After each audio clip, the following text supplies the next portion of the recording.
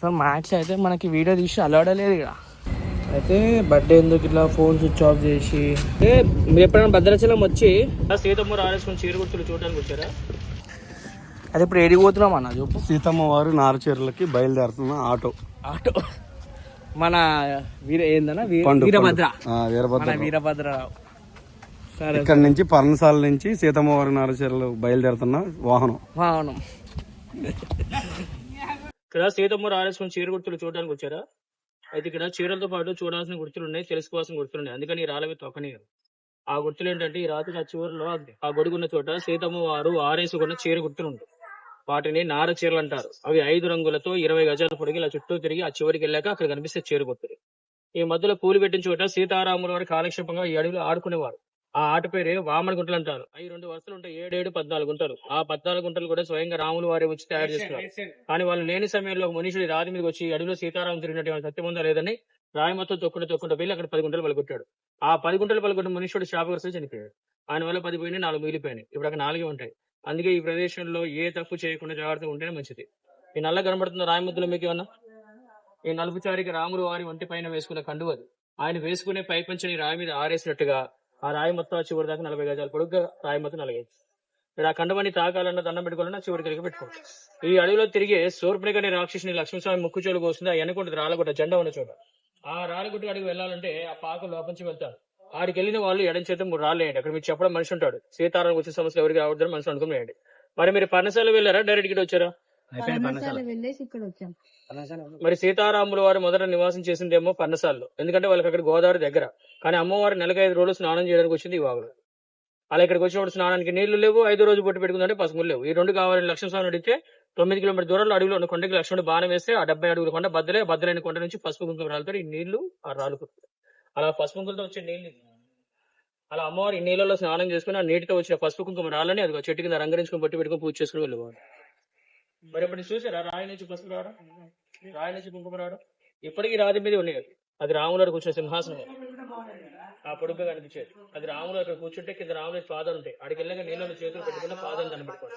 సీతారాములు ఇద్దరు అడవిలోకి వచ్చినప్పుడు వాళ్ళ కోసం లక్ష్మణస్వామి ఇప్ప పూలు తెస్తే ఆ ఇప్ప పూలు పెట్టుకుని తిన్న పల్లె ఇది. ఆ రోజు వాడి పల్లెలు పాత్రలు ఇలాంటివి కూడా లేవు. ఆ రాయినకు కంచంగా చేసుకుని తిన్నారంట. అది రాములు సీతమ్మ కలిసి భోజనం చేసిన రాత్రి పల్లెం. మెయిన్ బాస్ ని మర్చిపోతున్నాం చూడు. టైగర్ చెప్పినట్టు మనం 3 అవతల ఇంకలకి చేసిన మొక్కోండి. సో మ్యాక్స్ అయితే మనకి వీడియో తీసి అలవాడలేదు ఇక. అయితే మనకి దీనికన్నా ముందు గుడికాడ మనకి మొత్తం రామాయణం గురించి మొత్తం భద్రాచలం గురించి చెప్పిండ స్వామి. ఆ స్వామి వల్ల మనకి ఛాన్స్ వచ్చింది మొత్తం వీడియో తీసుడు. ఆ స్వామి చాలా హెల్ప్ చేసింది మనకి, చాలా అంటే చాలా. చిన్న అరుణాచల్ అదేంది అక్కడికి వెళ్ళాను మనం. అది ఏముంటే ఆడ 12 జ్యోతిలింగాలు ఉంటాయి.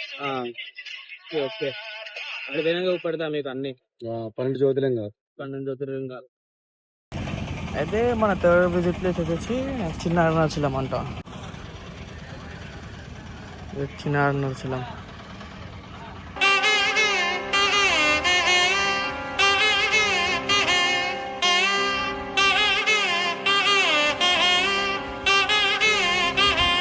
అయితే అరుణాచలంలో ఎట్లా మోక్షదారం ఉందో ఈడవి మోక్షదారం ఉంది. మోక్షదారంలోకి రావాలని వచ్చేసిన.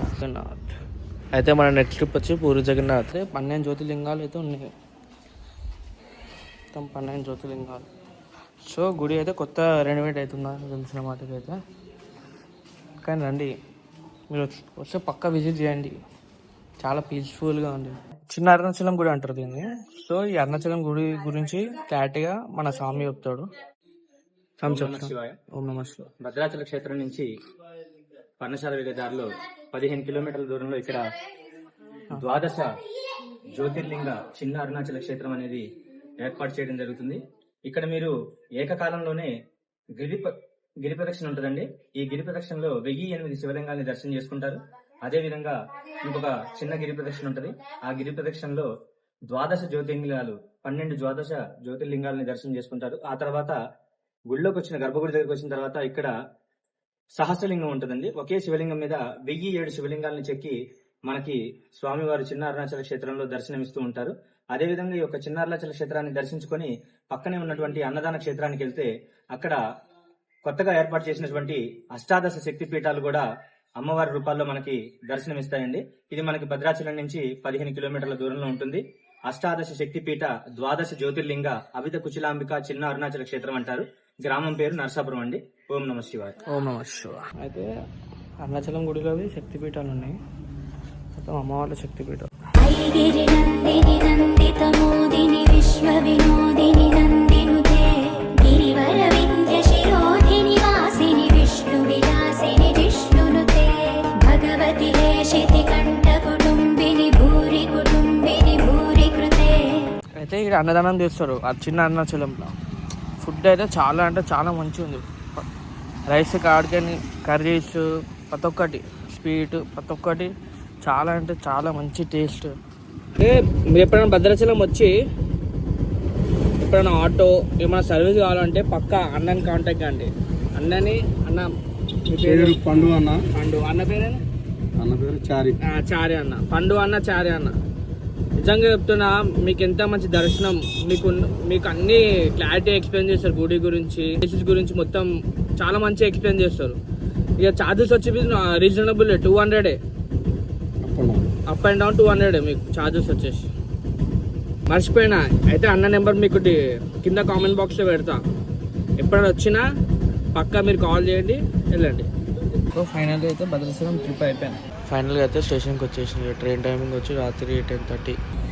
అయితే బర్త్డే ఎందుకు ఇట్లా ఫోన్ స్విచ్ ఆఫ్ చేసి ఇలా గుడికి వచ్చేసిన వాళ్ళు చెప్పుకోవడానికి ఇక దానికి ఒక రీజన్ ఉంది.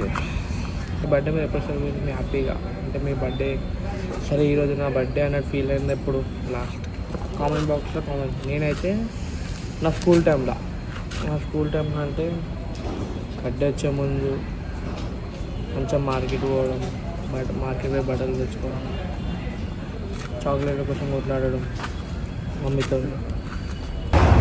మళ్ళా బర్త్డే వచ్చే 2 days ముందు ఇట్లా నిద్ర రాకుండా ఇట్లా ఖుషి ఉంటుండే.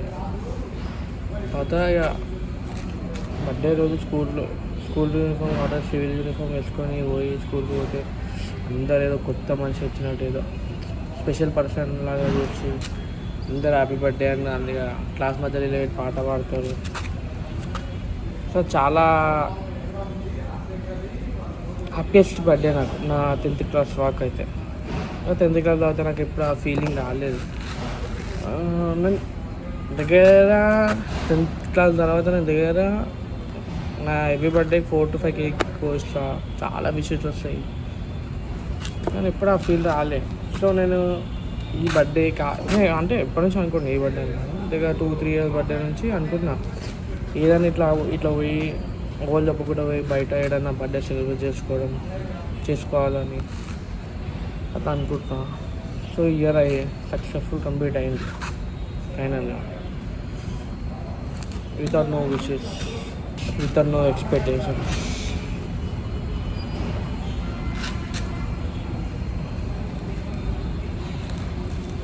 అంతే నాకైతే అదే రీజన్. స్కూల్ టైం బర్త్డే అయితే నేను ఎప్పుడు ఎంజాయ్ చేసాను. మళ్ళీ ఆ బర్త్డే ఇంత ఏ బర్త్డేకి నాకు ఫీల్ లేదు. అన్ని బర్త్డే సెలబ్రేట్ చేసినా కానీ ఫీల్ రాలేదు. ఫైనల్గా అయితే రైల్వే స్టేషన్కి అయితే వచ్చేసినాం.